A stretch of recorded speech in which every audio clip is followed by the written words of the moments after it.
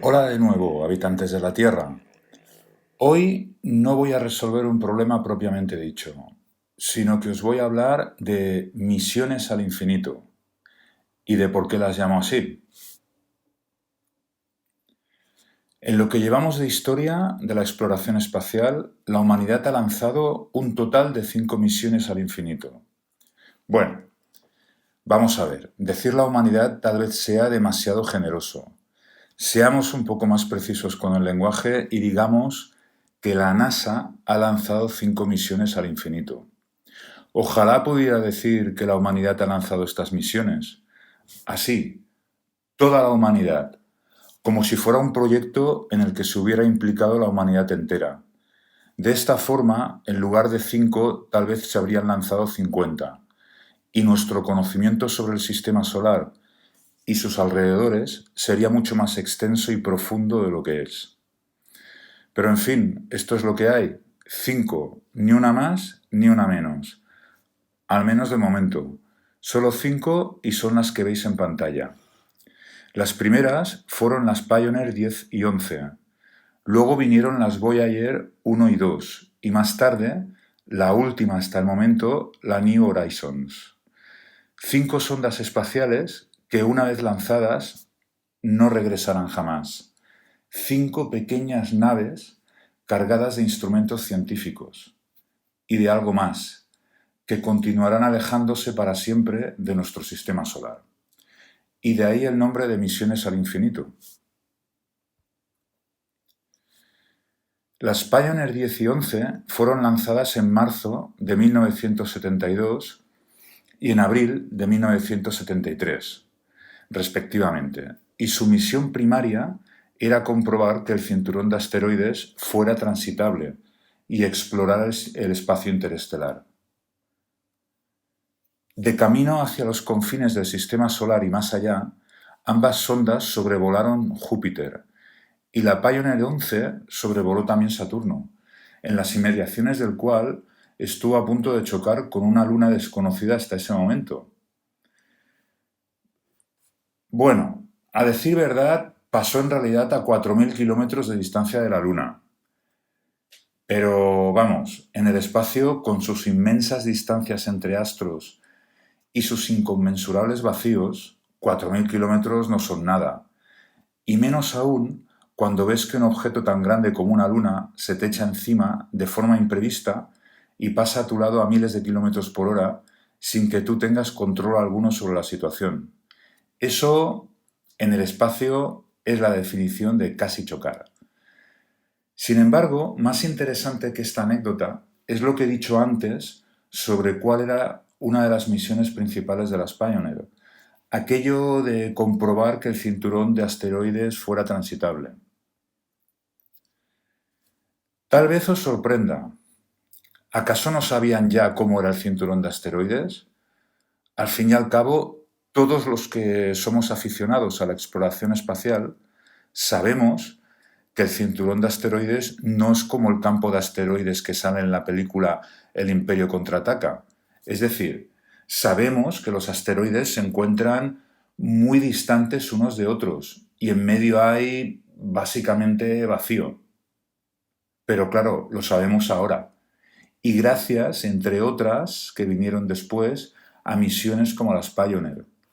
A ver, esto hay que explicarlo bien. En aquella época los científicos ya sabían que un topetazo con los cuerpos más grandes no se iban a dar estas sondas, porque esos cuerpos mayores ya los tenían controlados, catalogados y controlados gracias a los telescopios. Pero, ¿y si había multitud de cuerpos pequeños que no reflejaran suficiente luz solar como para ser avistados mediante telescopios desde la Tierra? ¿Entonces qué? ¿O si había nubes enormes de polvo y partículas? ¿Os imagináis enjambres enteros de granos de arena oscuros, indetectables hasta entonces, impactando contra las frágiles sondas a miles de kilómetros por hora? Menudo espectáculo. Según cómo fuera la constitución íntima del cinturón de asteroides, era poco probable que una sonda viajera sobreviviera. Es cierto que podía haber sospechas de que todo iría bien, porque si hubiera habido mucho material por ahí disperso, orbitando alrededor del Sol, habría entorpecido las observaciones astronómicas realizadas desde la Tierra. Pero no se sabía con certeza, había mucha incertidumbre. Y era natural que la hubiera. A tanta distancia no se podía saber. Había que ir y ver, casi palpar, explorar como auténticos pioneros, jugársela. Y ahí fueron las Pioneer, a jugársela. Sobrevivieron, cumplieron con su misión primaria, se quedaron sin energía.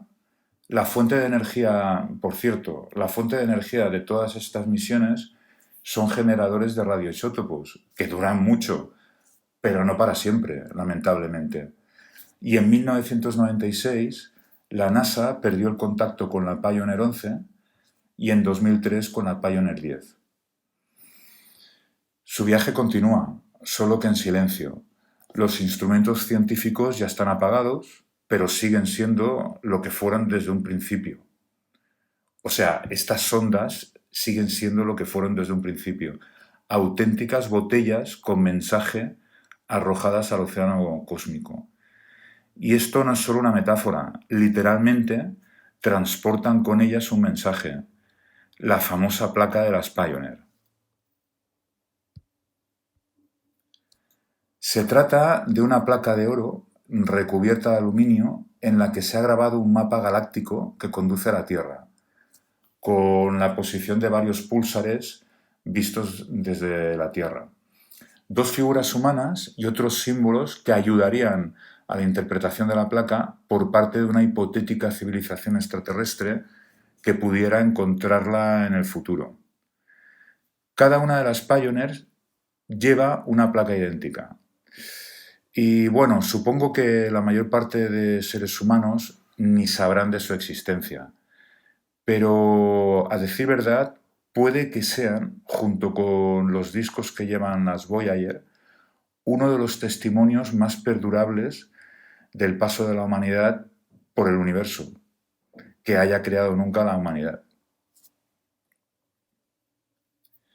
Después de las Pioneer se lanzaron las Voyager en septiembre de 1977, la Voyager 1, y 16 días antes se había lanzado su gemela, la Voyager 2. Estas dos sondas gemelas aprovecharon una configuración planetaria que ocurre solo cada 176 años y que la última vez que se dio de momento fue entre 1977 y 1978. Bueno, quiero decir que en el futuro volverá a darse, pero todavía quedan bastantes años para que se dé. Se trata de una alineación que permite usar la asistencia gravitatoria de Júpiter para llegar a Saturno en un tiempo mínimo, o la de Júpiter y Saturno para lanzar las naves hacia Urano y Neptuno, y conseguir llegar en mucho menos tiempo del que se necesitaría habitualmente. De esta forma, en una especie de carambola planetaria, se puede maximizar la exploración minimizando el tiempo y el esfuerzo. La Voyager 1 no llegó a visitar ni Urano ni Neptuno, porque resulta que se consideró que era prioritario sobrevolar Titán, el satélite más grande de Saturno, y la trayectoria óptima para ese sobrevuelo a Titán implicaba que tras visitar el satélite la sonda tenía que salir de la eclíptica antes de llegar a Urano y a Neptuno, y por lo tanto no podría llegar a estos planetas exteriores, a los planetas, o sea, es decir, no podía llegar a los planetas que quedaban más allá de Saturno. Pero la Voyager 2 sí visitó los gigantes de hielo y es, de hecho, la única nave humana que a día de hoy los ha sobrevolado. Al igual que las Pioneer, las dos Voyager cumplieron con sus misiones primarias y siguen adentrándose en el espacio. La diferencia con las Pioneer es que las Voyager siguen activas aún hoy en día, enero de 2024. Tal vez no por mucho tiempo, tal vez no por mucho tiempo más, pues sus generadores de radioisótopos están al límite de su vida útil. y puede que no tarden mucho en quedarse sin energía, pero de momento ahí van, transmitiendo datos de posición y datos científicos. Y si vais a la página oficial de la misión, que os he dejado en la descripción del vídeo, podréis verlo con vuestros propios ojos.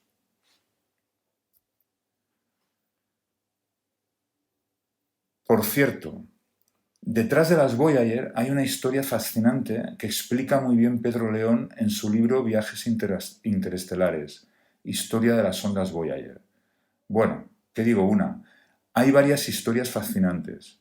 No voy a revelar nada de ninguna, porque realmente creo que merece la pena leerlas con todo lujo de detalles en el libro de Pedro León. Aunque la verdad tampoco puedo resistirme a la tentación de hacer algún comentario. Yo antes pensaba, ingenuo de mí, que proyectos como los de las Voyager eran fruto de un idealismo compartido por un gran número de personas.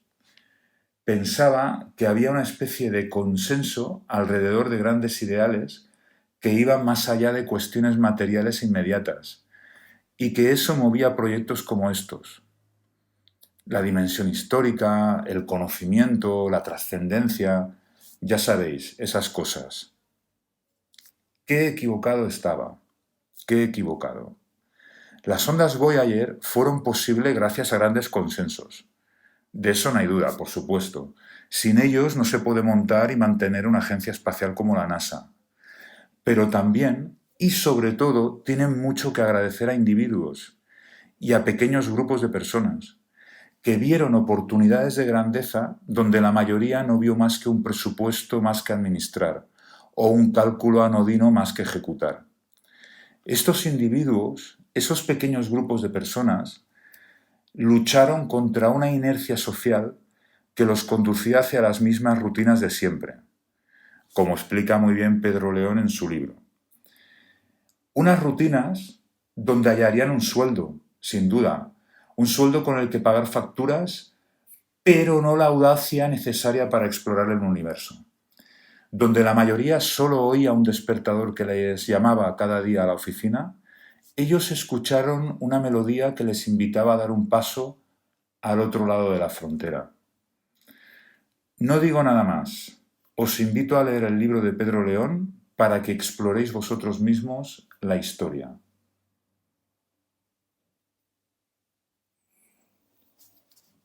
Antes de pasar a la siguiente sonda, un último detalle sobre las Voyager. Como prueba de que el equipo de la misión sabía que estaba haciendo algo más que lanzar un aparato al espacio, incluyeron otro mensaje dirigido a una hipotética civilización extraterrestre. Un disco de oro en el que se grabaron imágenes de nuestro planeta, saludos en muchos idiomas y música tanto clásica como contemporánea. Como dijo John Lomberg hace pocos años, con las Voyager enviamos a Mozart al espacio, con la New Horizons enviamos Calderilla. Afirmación que nos lleva a la última, de momento, misión al infinito, la New Horizons, lanzada el 19 de enero de 2006 y cuya misión primaria era sobrevolar Plutón y uno o más objetos del cinturón de Kuiper. De momento lleva uno. El cinturón de Kuiper es una región del sistema solar en la que orbitan alrededor del Sol objetos que pueden ir desde el tamaño de una roca hasta el de un planetoide como Plutón, y quién sabe si incluso de un tamaño aún mayor. Es como el cinturón de asteroides que hay entre Marte y Júpiter, pero más allá de Neptuno, y por lo tanto, es decir, mucho más lejos y por lo tanto más difícil de conocer.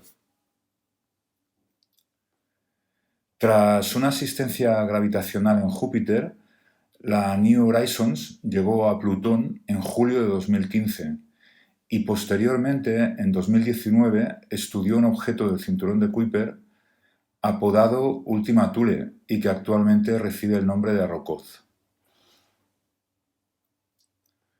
Puesto que sus generadores de radioisótopos pueden proporcionar energía hasta el año 2030, la New Horizons continúa explorando el cinturón de Kuiper a día de hoy, detectando nuevos objetos transneptunianos y, quién sabe, tal vez en el futuro próximo sobrevuela algún otro si tenemos la suerte de que su trayectoria pase suficientemente cerca de la órbita de alguno de ellos.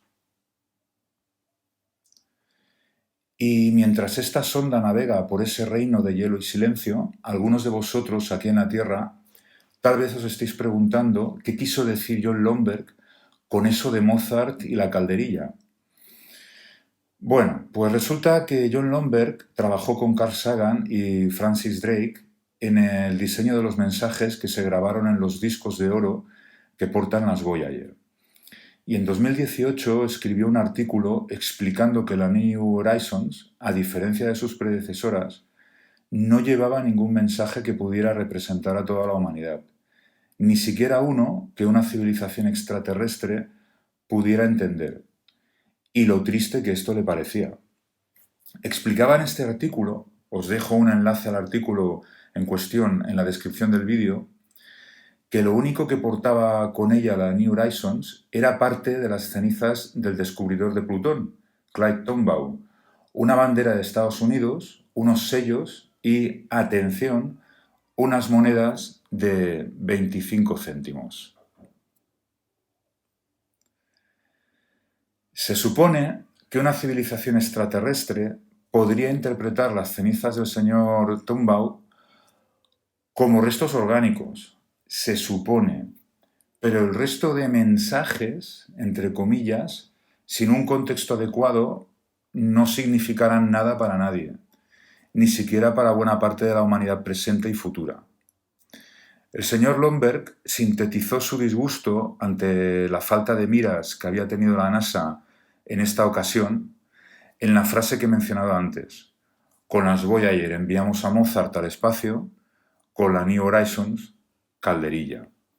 Y yo no tengo por qué ocultarlo, comparto su disgusto, la verdad. ¿Qué será lo siguiente? ¿Llegar a la Luna y reclamarla para unos pocos, en lugar de anunciar que llegamos en son de paz en nombre de toda la humanidad? De hecho, puede que esto sea lo que muy probablemente ocurra en pocos años, cuando Estados Unidos o China pongan astronautas de nuevo sobre la superficie de nuestro satélite. ¿Hemos perdido perspectiva histórica a los seres humanos en las últimas décadas? Francamente no lo sé. Me parece un tema muy interesante, pero bastante más complejo que el tema que nos ocupa. A mí lo que me gustaría explicar aquí es una cuestión mucho más concreta y sobre la que se puede discutir en base a operaciones matemáticas muy claras y sus resultados, que también son muy claros. Y es la siguiente. ¿Por qué a todas estas misiones las llamo misiones al infinito? Y sobre todo, ¿está justificado este nombre? La respuesta a la primera pregunta ya la he dado al principio del vídeo, y es sencilla, porque no regresarán jamás.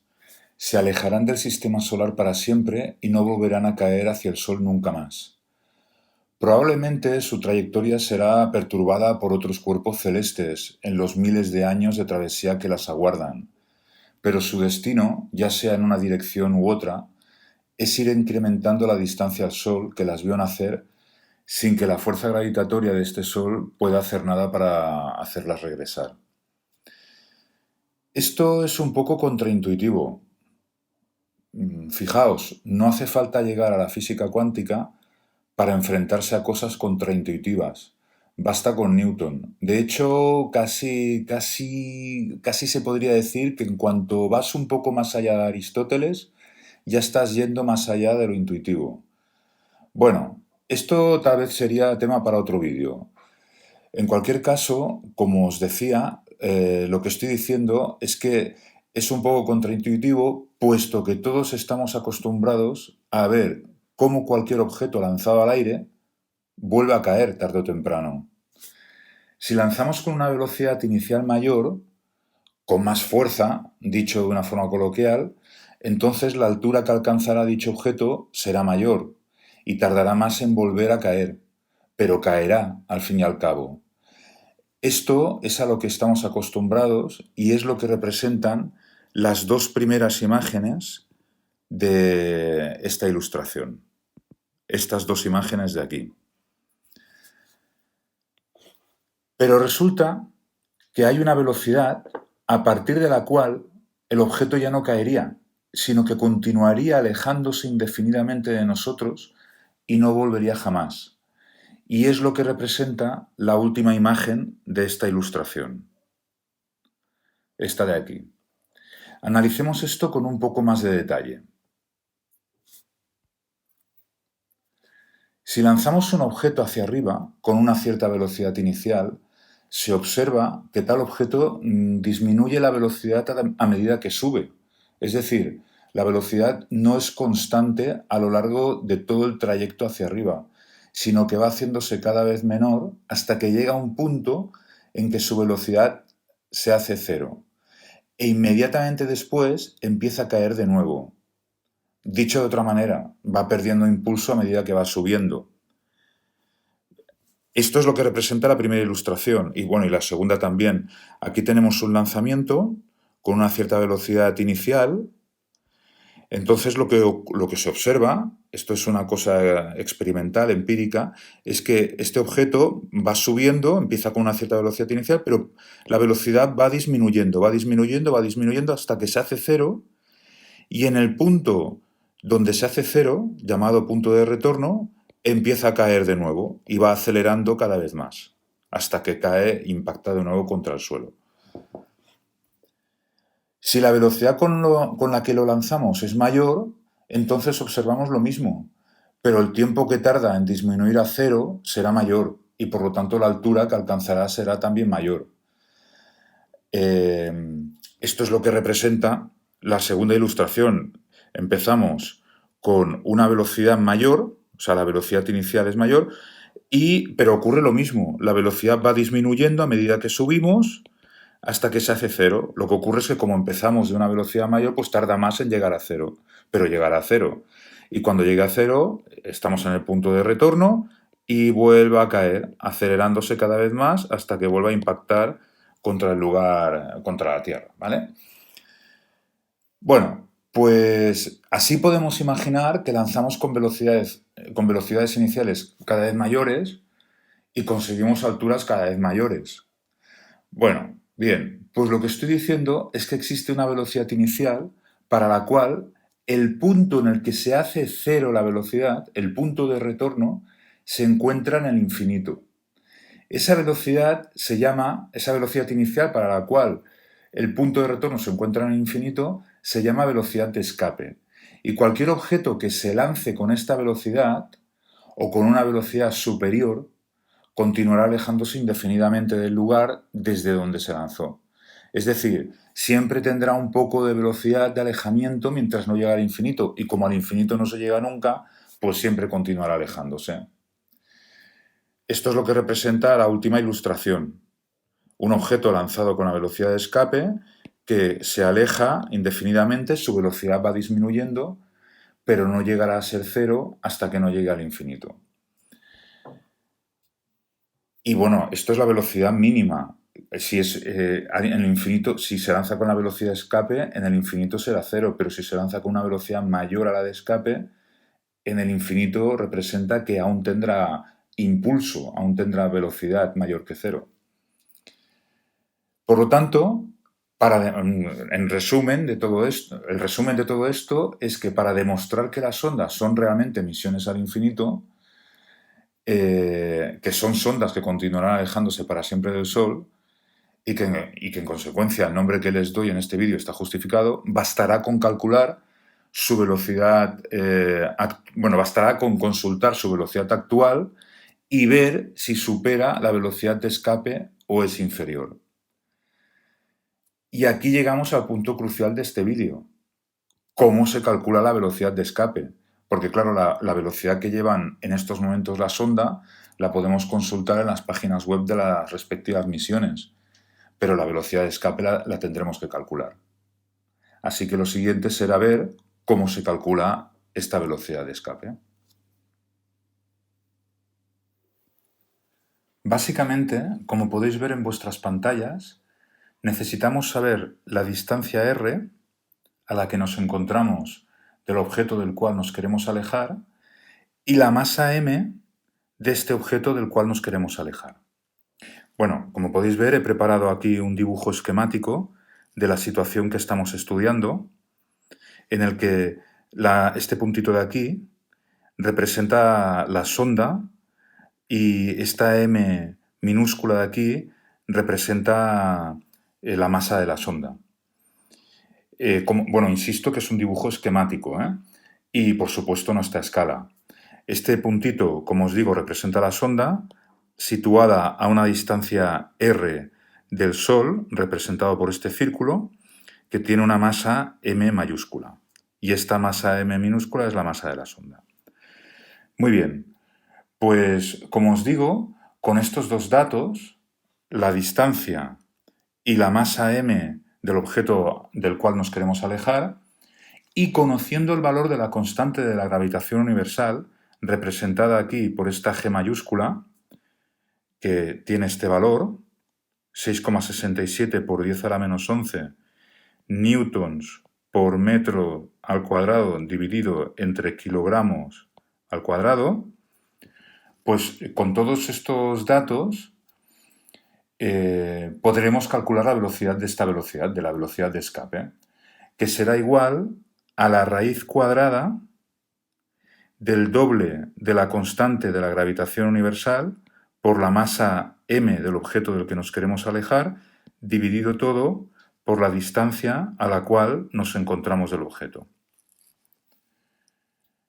Simplemente, haciendo esta operación matemática, obtendremos un resultado, un numérico, que será la velocidad de escape. Por cierto, si utilizamos unidades, si todos estos parámetros de aquí los expresamos en unidades del sistema internacional, entonces obtendremos el resultado en metros por segundo, las unidades del sistema internacional.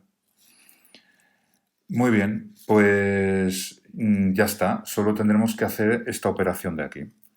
Pero antes de pasar a hacer esta operación, comentemos algunos detalles importantes.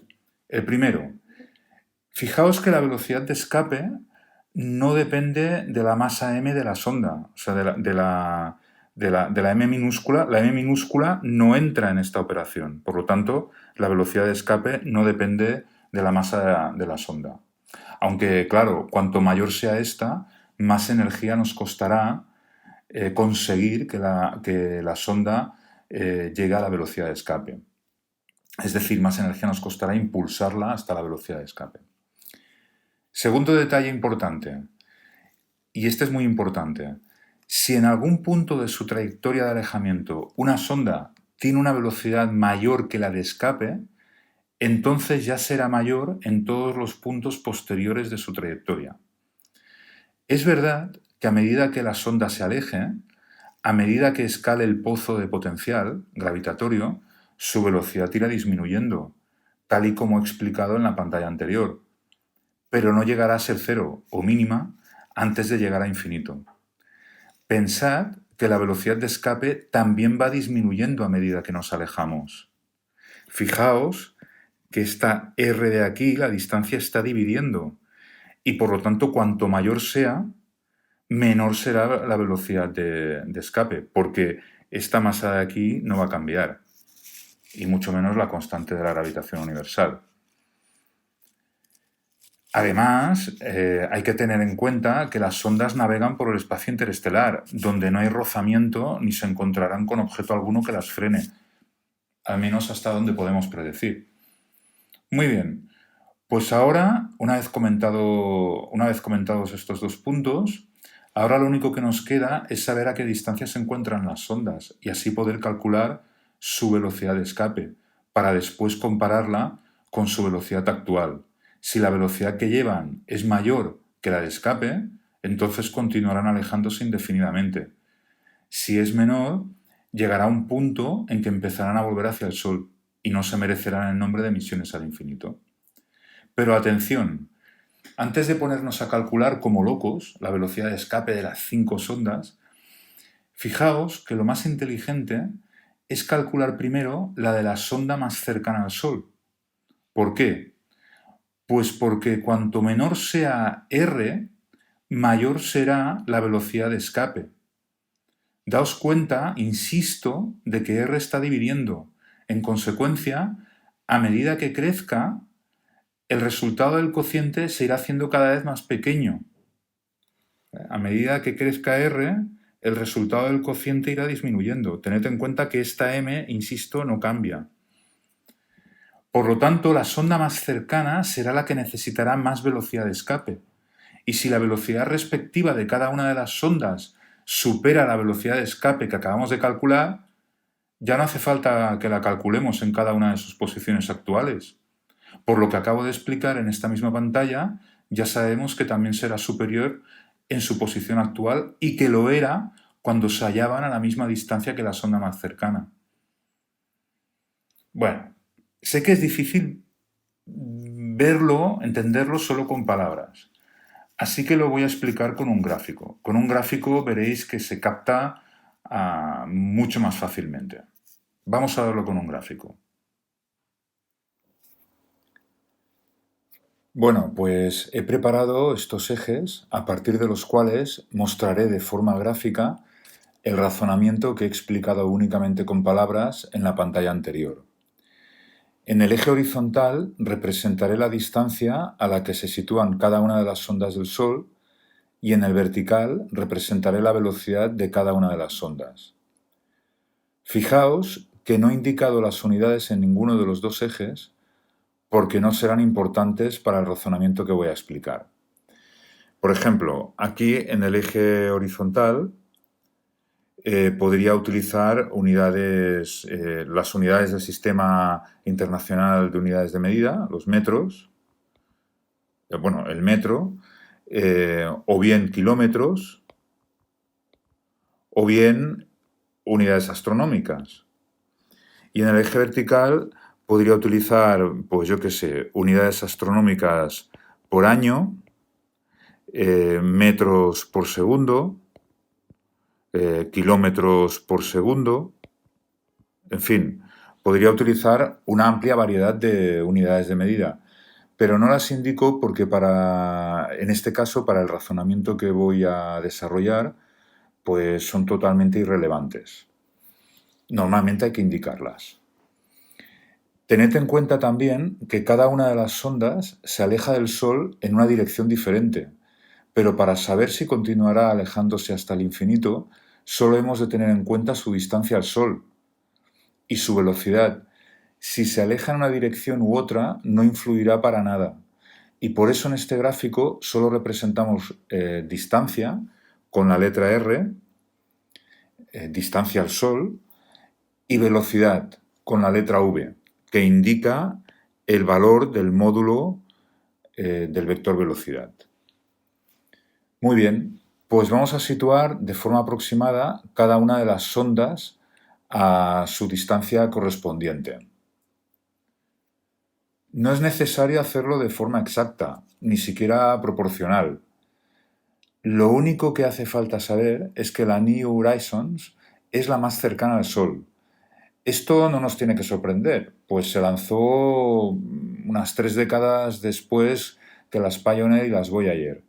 Por lo tanto, es la que menos tiempo ha tenido para alejarse del Sol.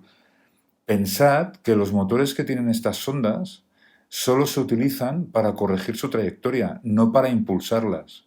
Una vez se lanzan, siguen con el impulso que les ha proporcionado el cohete que las ha llevado hasta el espacio, y la única fuente de nuevo impulso son las asistencias gravitatorias que vayan teniendo por el camino.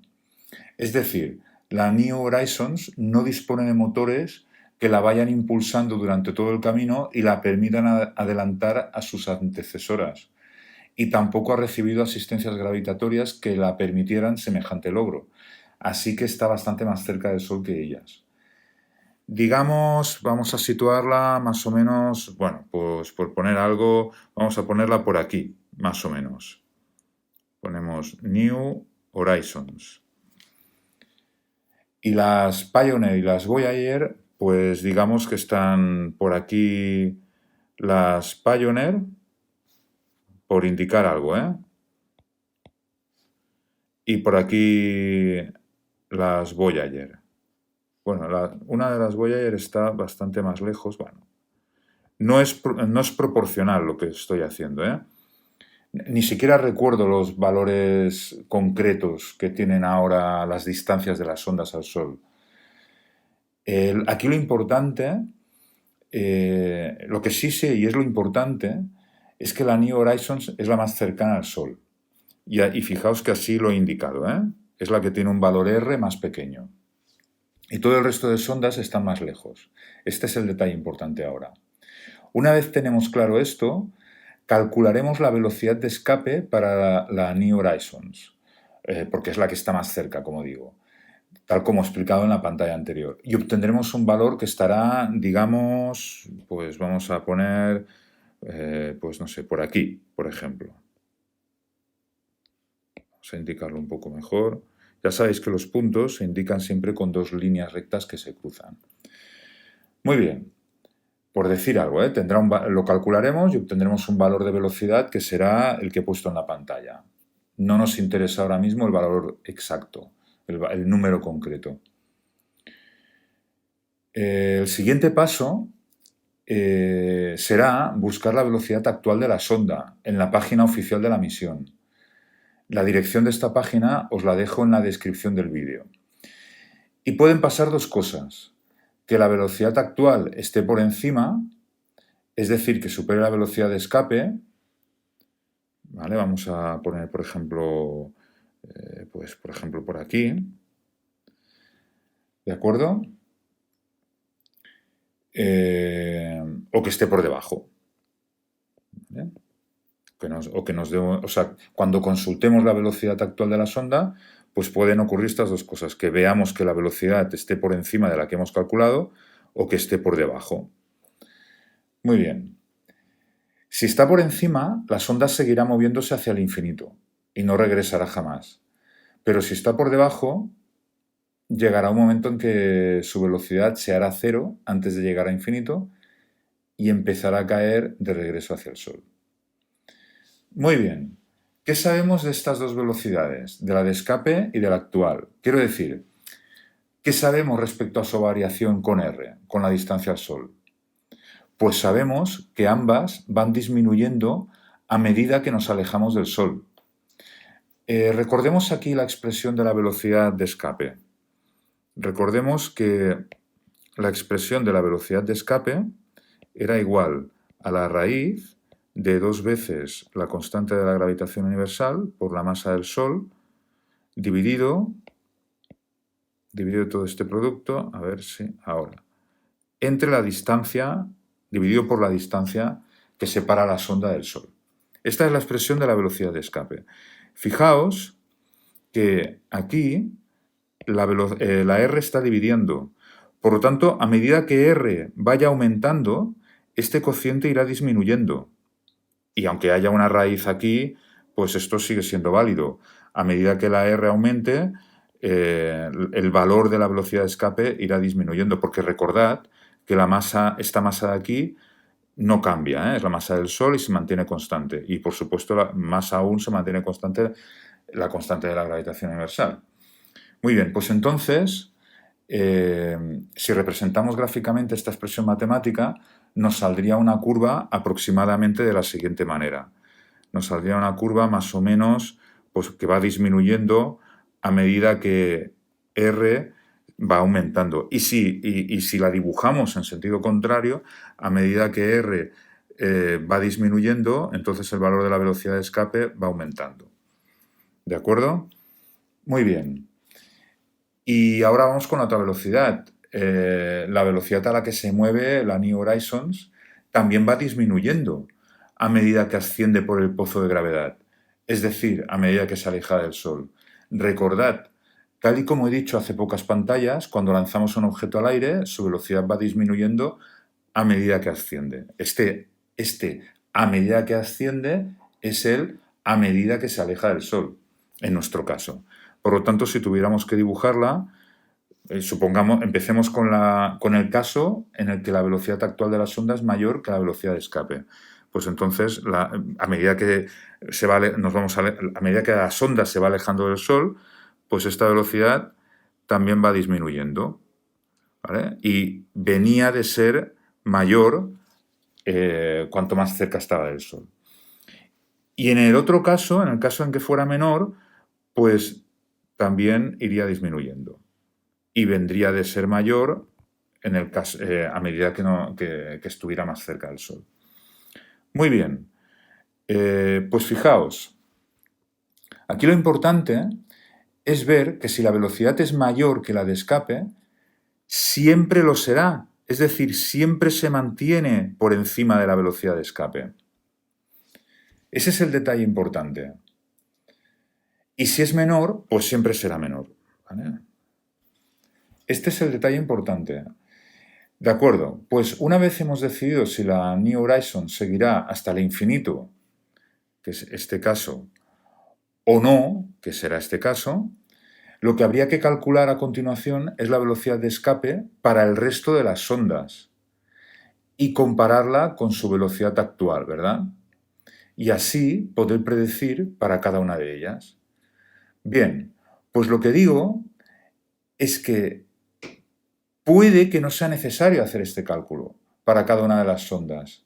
Si consultamos la velocidad actual de cada una de las sondas y vemos que está por encima de la velocidad de escape de la New Horizons, es decir, por encima de esta línea, ¿de acuerdo? Imaginaos, consultamos la velocidad actual de cada una de las sondas y vemos que la velocidad esta, la actual de cada una de las sondas, está por encima de esta línea que acabo de dibujar. Entonces, ¿qué consecuencia podemos sacar? Pues que no hace falta calcular, ya sabemos que continuarán hasta el infinito. Porque fijaos que si la velocidad actual de cada una de las sondas está por aquí, por decir algo, todas ellas, resulta que la velocidad de escape para estas posiciones que ocupan ahora las sondas van a ser menores. ¿Veis? Van a ser menores. Por lo tanto, pero no necesitamos calcular estos puntos. Si consultamos las velocidades actuales y ya nos dan por encima de esta línea, pues nos ahorramos tener que calcular estos valores. Ese es el detalle crucial.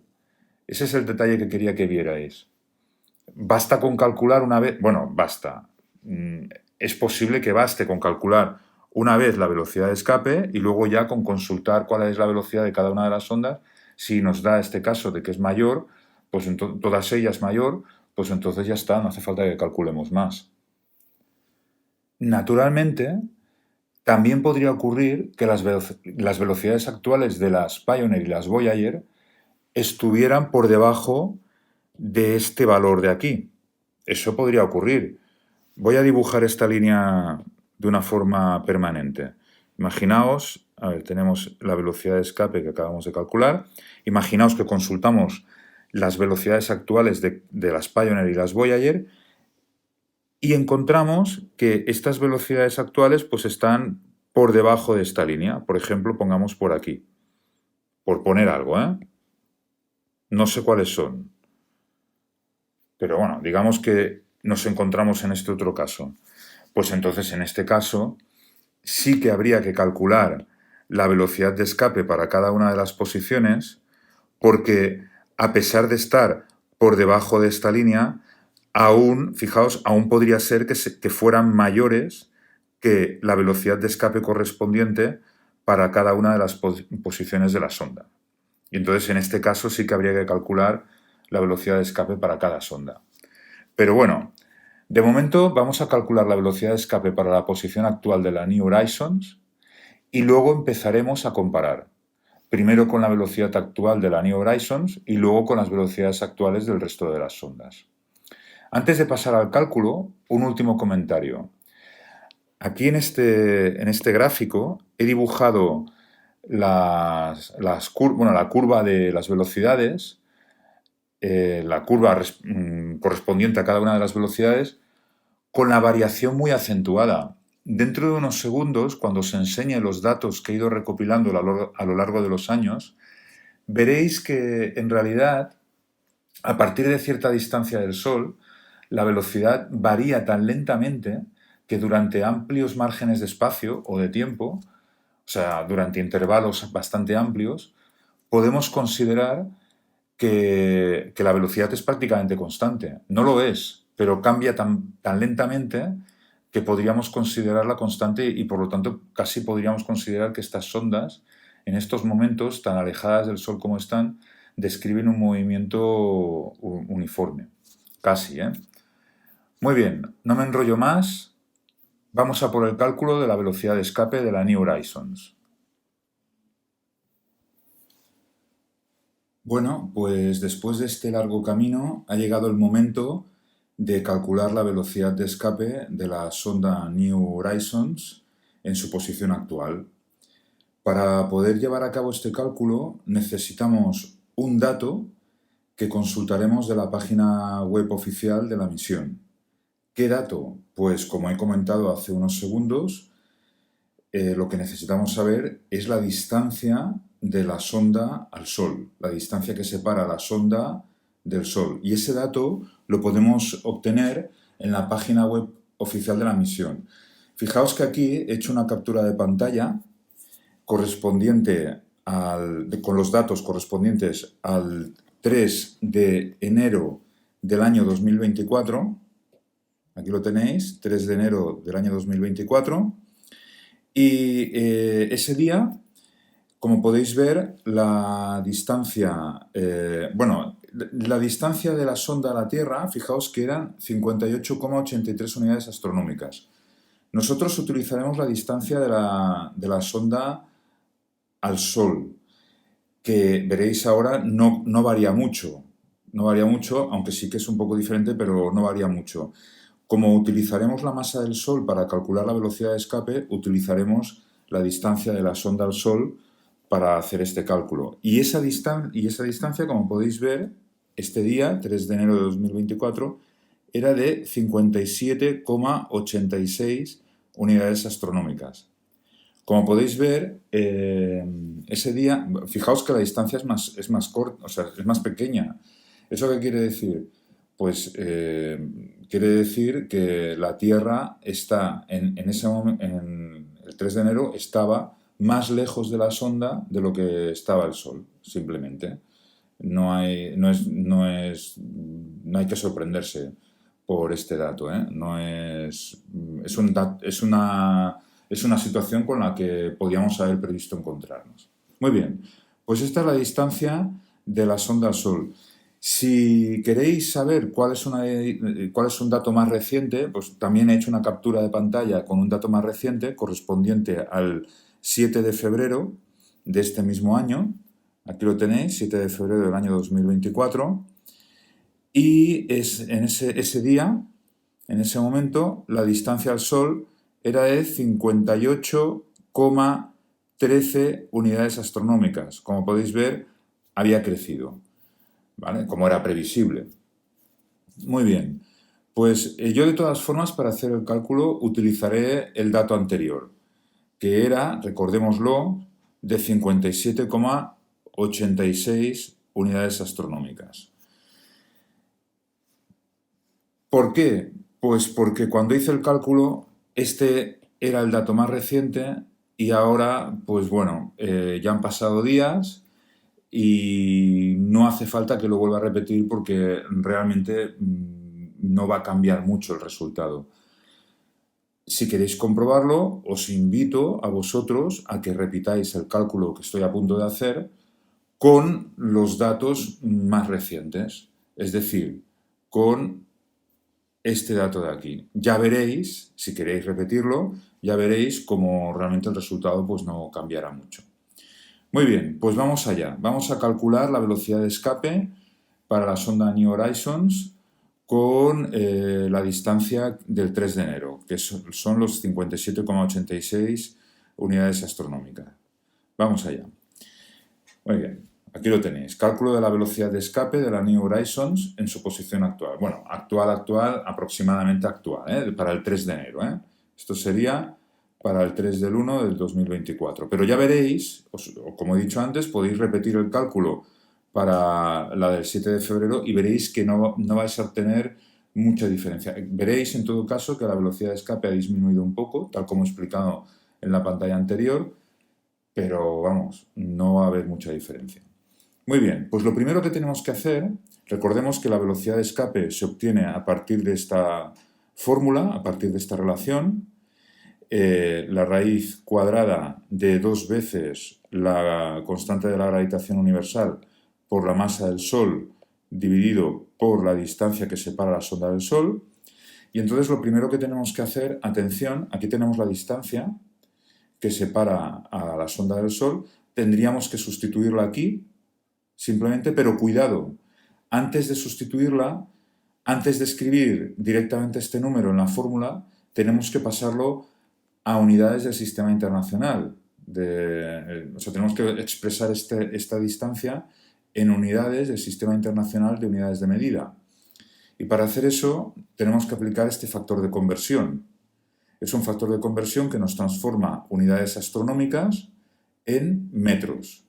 Las unidades astronómicas se marcharán, veis que estarán aquí dividiendo, por lo tanto se eliminan con las unidades astronómicas de la distancia y nos quedará la distancia expresada en metros. Fijaos que esto lo podéis encontrar en cualquier sitio en Internet, la equivalencia entre una unidad astronómica y metros. Una unidad astronómica es la distancia que separa a la Tierra del Sol. Y en kilómetros son aproximadamente 150 millones de kilómetros, aproximadamente. Con un poco más de precisión y expresado en metros, pues como podéis ver, una unidad astronómica es 496 por 10 a la 11 metros, ¿vale? Muy bien, pues si hacéis este cálculo, os quedará que la distancia que separa la sonda del Sol son aproximadamente 8,656 por 10 a la 12 metros. Muy bien, pues esta distancia, ya expresada en unidades del sistema internacional, es la que sustituimos en la fórmula. Luego, tenemos en cuenta el valor de la constante de la gravitación universal y lo sustituimos también en la fórmula. Y la masa del Sol, que también la podemos encontrar, bueno, pues en la Wikipedia o en algún libro que tengáis sobre el sistema solar, seguro, o de física, o de astrofísica, de astronomía, pues seguro que también ahí podéis encontrar la masa del Sol, ¿vale? La sustituimos en la fórmula. Si hacéis este cálculo y luego hacéis la raíz cuadrada del valor que obtengáis, pues veréis que el valor de la velocidad de escape para la posición actual de la sonda New Horizons es de 5.536,52 metros por segundo. Es decir, aproximadamente 5,5 kilómetros por segundo. ¿De acuerdo? Esta es la velocidad de escape en la posición actual de la New Horizons. Bueno, no es que sea la velocidad de escape de la New Horizons, es la velocidad de escape para cualquier objeto que se encuentre en la posición en la que se encuentra actualmente la New Horizons. Porque ya sabéis que, fijaos, vuelvo a recalcar, esta velocidad de escape no depende de la masa del objeto, solo depende de la distancia a la que nos encontremos y de la masa del Sol, que es el objeto estelar del cual queremos escapar. Muy bien, pues ahora, siguiendo el plan que he explicado en las pantallas anteriores, lo que tenemos que hacer es consultar en la página web oficial de la misión la velocidad actual de la sonda New Horizons y ver si es mayor o menor que esta velocidad que acabamos de calcular. Vamos a ello. Fijaos que en la captura de pantalla que os he enseñado antes,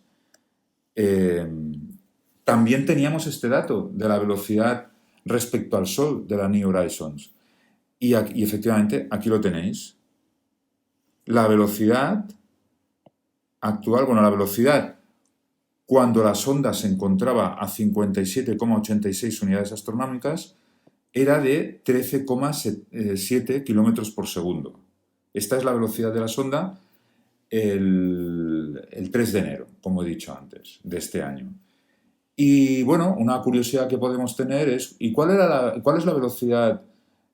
velocidad el 7 de febrero? Pues vamos a verlo, ya que tenemos la captura de pantalla también.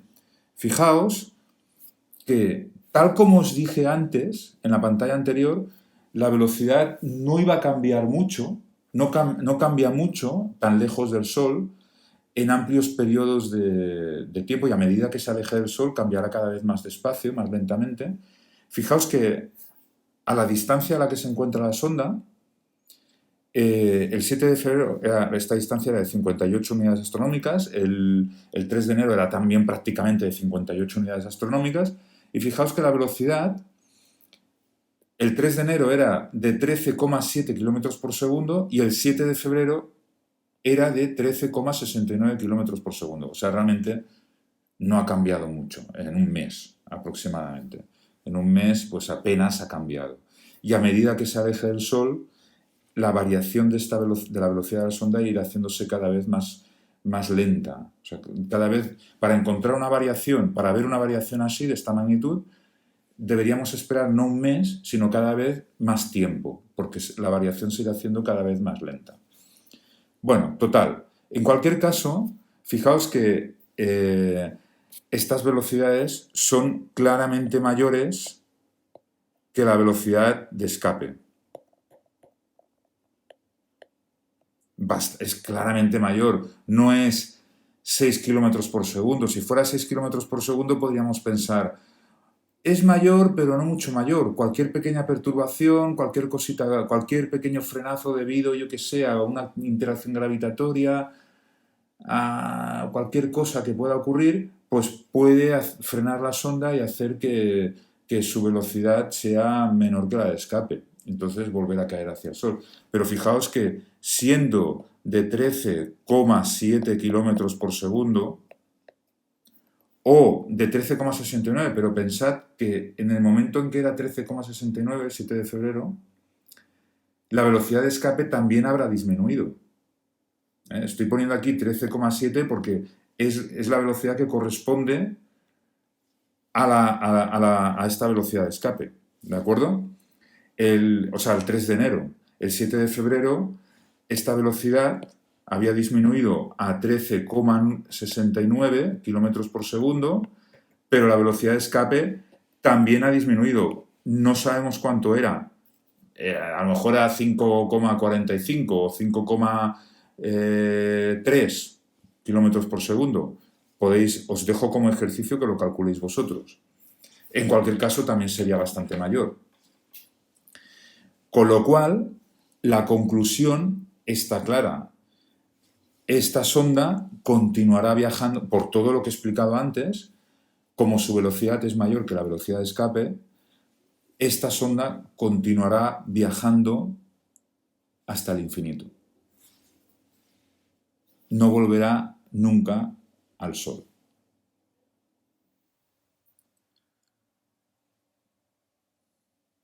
Bueno, ¿y qué pasa con las Voyager y las Pioneer? ¿Qué ocurre con estas misiones? ¿También son misiones al infinito? Pues sencillo. Siguiendo el plan que he explicado hace unos minutos, lo que hay que hacer es ir a las páginas oficiales de estas misiones y mirar a ver qué velocidad tienen las sondas en estos momentos. Si su velocidad es mayor que la velocidad de escape que acabamos de calcular para New Horizons, entonces ya no hace falta que calculemos nada más. Aunque no sea la misma posición, como es una posición mucho más lejana, ahora lo vamos a ver, está mucho más lejos del Sol, pues si su velocidad es mayor, no hace falta que calculemos más. Son misiones al infinito. Así que, bueno, pues empecemos con las Voyager. Fijaos que aquí tengo una captura de pantalla del estatus de la misión de las Voyager para el 5 de febrero del año 2024, de este año. Y podréis observar, voy a ampliar un poco esta imagen para que lo veáis mejor. Podéis observar, fijaos que en esta columna, uno de los datos que se ofrece es la distancia al Sol. Fijaos que aquí hay que tener cuidado, ¿eh? Porque en la misma tabla hay varias unidades mezcladas en algunos parámetros e incluso si os fijáis aquí, tenemos la posibilidad de obtener las medidas en unidades imperiales o en unidades métricas. Como podéis ver, yo tengo activadas las unidades métricas. Eh,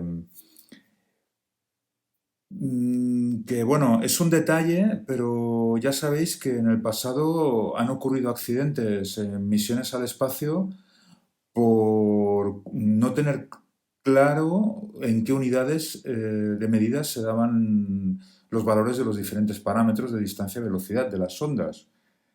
Es famoso el caso de aquella sonda que iba a Marte y no entró en órbita, se perdió en el espacio porque hubo una confusión con las unidades de medida. Así que estos son detalles que siempre conviene tener muy claros, ¿eh?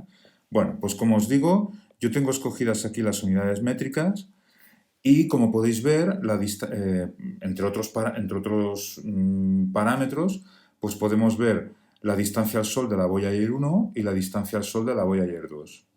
Y además, la velocidad de la Voyager 1 respecto al Sol y la velocidad de la Voyager 2 respecto al Sol. Y como podéis ver, ambas velocidades son bastante mayores que la velocidad de escape correspondiente a la posición de la New Horizons para estas fechas, más o menos, ¿eh? Por lo tanto, en consecuencia, por todo lo que he explicado antes, ya no hace falta que calculemos nada más. Estas también son misiones al infinito. Ahora veremos las Pioneer, pero de momento con las Voyager ya lo tenemos claro.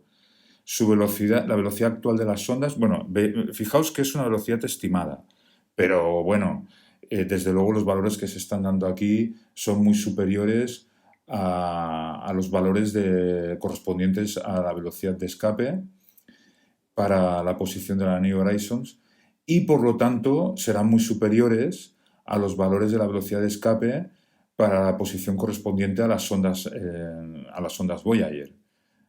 Entonces ya está, eso también son misiones al infinito, también se alejarán indefinidamente del Sol y no volverán nunca. Además, os tengo que confesar una... Bueno, fijaos que la velocidad de la Voyager 1 roza los 17 kilómetros por segundo y la velocidad de la Voyager 2 pues es de aproximadamente 15,4 kilómetros por segundo. O sea, como digo, pues superan ampliamente la velocidad de escape por un margen bastante amplio, ¿eh? Además, os tengo que confesar una cosa. Yo he estado recogiendo datos durante años de esta misma página de emisión. Fijaos que el 5 de febrero de este año, del año 2024, pues teníamos estos valores. Pero ahora iremos hacia atrás en el tiempo y podréis comprobar una cosa que que he comentado varias veces a lo largo de este vídeo, que la velocidad de las ondas ya tan lejos del Sol apenas cambia. O sea, llevan prácticamente una velocidad, su velocidad no es constante, ¿eh? A medida que suben por el pozo gravitatorio, la velocidad va disminuyendo. Pero esta disminución esta variación en la velocidad es muy lenta, con lo cual hay que esperar periodos de tiempo cada vez más largos para detectar una variación en la velocidad. Y esto lo vamos a poder comprobar comparando datos de las Voyager en diferentes momentos del tiempo. Estos datos de aquí son para el 5 de febrero de 2024. Si retrocedemos un mes, aproximadamente un mes, 4 de enero del 2024, fijaos que la velocidad que tenemos aquí y aquí es la misma para ambas sondas. Pero si os fijáis bien, la distancia ha cambiado un poco. Bueno, aparentemente es la misma distancia. ¿De acuerdo? Para la Voyager 1, 162. Voy a ampliar un poco la imagen para que lo veáis con más claridad. Fijaos, para el 4 de enero de 2024, o sea, para un mes antes, sería 162,22328202 unidades astronómicas. Y un mes después estaba un poquito más lejos. Fijaos que estas cifras decimales, las últimas cifras decimales, han aumentado, es decir, la sonda se ha alejado del Sol, pero la velocidad es tan parecida que de momento no se aprecia, la estimación no detecta variación en la velocidad. ¿Podemos alejarnos aún más en el tiempo? Esto hemos dicho que, fijaos, 5 de febrero de 2024, 4 de enero de 2024, 22 de diciembre de 2023, o sea, unos meses, un par de meses, bueno, ni un par de meses, un mes antes, no llega a un mes, unos días antes, ¿vale? Pues tenemos la distancia sí que ha cambiado, fijaos que la distancia sí que ha cambiado un poco, pero la velocidad sigue igual. Y ahora sí que vamos a, fijaos, 2023, vamos a dar un salto, ahora sí, atrás en el tiempo. Bueno, este sigue siendo el mismo año 2023. Unos meses atrás, la distancia, como podéis ver, ha cambiado, o sea, la sonda efectivamente se va alejando del Sol, pero la velocidad no cambia. En realidad sí que cambia, pero como os digo, la variación es tan pequeña que tendríamos que esperar años para notar una variación. Ahora sí que vamos, pues fijaos, de octubre de 2023 a octubre de 2021. Aquí, o sea, 2 años atrás, aquí sí que apreciamos una diferencia en la distancia bastante grande, ¿de acuerdo? Fijaos que en octubre de 2021 estábamos, bueno, la Voyager 1 estaba a 154,38 unidades astronómicas y 2 años después estaba a 161,32 unidades astronómicas. Sin embargo, la velocidad, como podéis ver, pues sigue siendo la misma, ¿de acuerdo? Y aquí ya está. Bueno, pues esto os lo he enseñado para que veáis que efectivamente a distancias tan grandes del Sol, pues la velocidad cambia, pero cambia tan despacio que tendríamos que esperar años para apreciar este cambio, para notar este cambio. ¿Y qué pasa con las Pioneer? ¿Las Pioneer también son misiones al infinito? Bueno, pues vamos a verlo. Fijaos que aquí de las Pioneer lo que he hecho ha sido una captura de pantalla de la página de la Wikipedia y es una captura de pantalla correspondiente a un gráfico que muestra el alejamiento de las Pioneer respecto al Sol desde que empezó su misión en la década de los años 70, de finales del siglo XX, hasta la actualidad y más allá, y para el futuro. Y como podéis observar, al principio la distancia pues no era una línea, la variación de la distancia no era una línea recta, pero a medida que se han ido alejando del Sol, pues prácticamente se aleja, la función, el gráfico que describe el alejamiento del Sol respecto al tiempo, pues como podéis observar es prácticamente una línea recta, porque como os he dicho, pues la velocidad no es constante, pero cambia muy despacio y es casi como si fuera constante para amplios periodos de tiempo. Eso nos lleva a una función que casi corresponde a un movimiento uniforme. Muy bien, aquí en estas curvas de aquí corresponden a la velocidad de las ondas y como podéis ver, la velocidad de las Pioneer, fijaos que es prácticamente constante, como estamos comentando, y claramente superior a la velocidad de escape, que estaba alrededor de 5,5 kilómetros por segundo. Como podéis ver, la velocidad de escape iría por aquí y la velocidad la velocidad de escape también variaría un poco con la distancia, iría disminuyendo a medida que aumenta la distancia, iría disminuyendo en una curva muy suave, pero claramente la velocidad que llevan actualmente las sondas Pioneer pues está claramente por encima de lo que es la velocidad de escape que corresponde a su posición y por lo tanto también son misiones al infinito.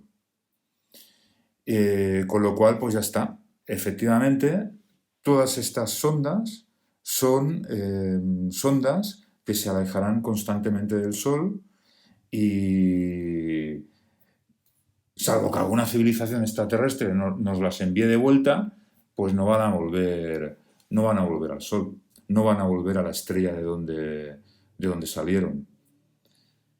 Y de momento, bueno, aquí hay otro gráfico, el gráfico equivalente al que acabamos de ver, pero para las Voyager, y ya está. Hasta aquí era lo que quería, era la pregunta que habíamos planteado, ya la hemos resuelto.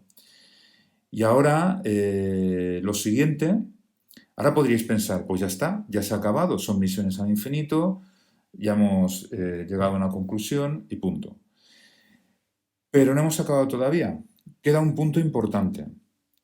Aquí es el gráfico equivalente a la New Horizons. Todos estos gráficos los podéis encontrar en las páginas de la Wikipedia y los datos que he estado utilizando los podéis encontrar en las páginas oficiales de las misiones respectivas,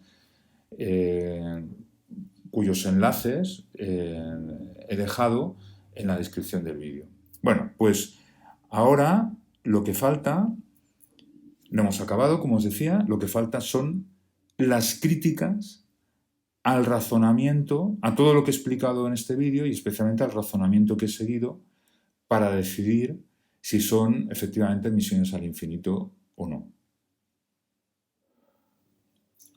Tal vez a algunos de vosotros os sorprenda que haya añadido este apartado al final del vídeo, pero no debería, porque la calidad de las críticas que podamos hacer es una medida de la calidad y profundidad de nuestro conocimiento. Criticar, criticar de una forma razonada y bien fundamentada, obviamente, es primordial para conseguir progresar. Así que vamos a ello. Para empezar, si estuvierais cara a cara aquí conmigo, podríais preguntarme, ¿de dónde ha salido la expresión de la velocidad de escape? Y yo os respondería, esta no es que sea una buena pregunta, es que es imprescindible. ¿De dónde sale la expresión que he utilizado para la velocidad de escape? Es una expresión fundamental para decidir si son misiones al infinito o no.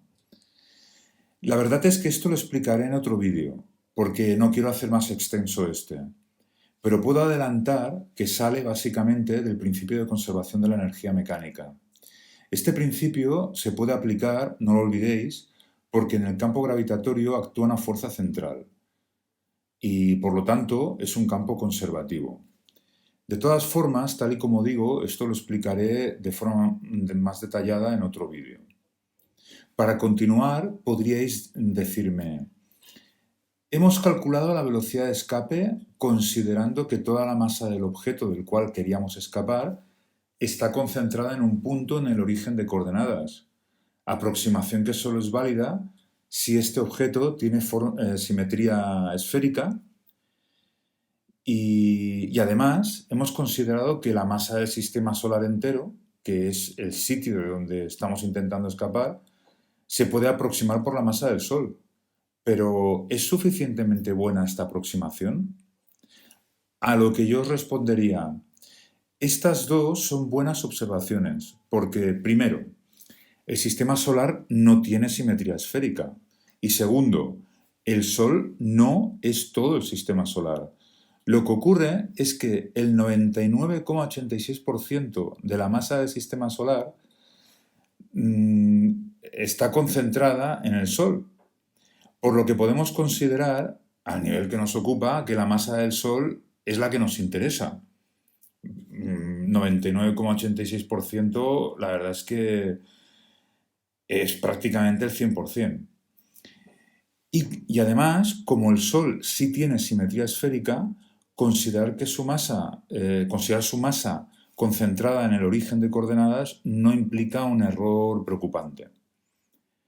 Por si fuera poco, la velocidad de las ondas supera ampliamente la de escape, por lo que podemos estar bastante seguros de que efectivamente seguirán alejándose del sistema solar indefinidamente. Finalmente, podríais decirme, a ver, ¿no es un poco pretencioso decir al infinito cuando no sabemos ni siquiera si tienen velocidad suficiente como para escapar de la galaxia? Y yo admitiría, efectivamente, eso es cierto, así es, lo admito.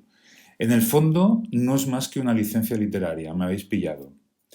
Pero como ejercicio, precisamente, podríais calcular cuál es la velocidad de escape necesaria para salir de la Vía Láctea. Y después de esta confesión y de este ejercicio que os dejo para que resolváis, ahora sí, doy por finalizado el vídeo. Lancemos un respetuoso saludo a la lejanía. Esperemos que la humanidad no se ahogue en miserias que harían bostezar a los antropólogos extraterrestres más motivados y continuemos contemplando las estrellas, donde tal vez algún día alcancemos a estos viajeros solitarios. Hasta el próximo vídeo, intentad mantener el interés en la física y, como digo siempre, buena suerte, que nunca estará.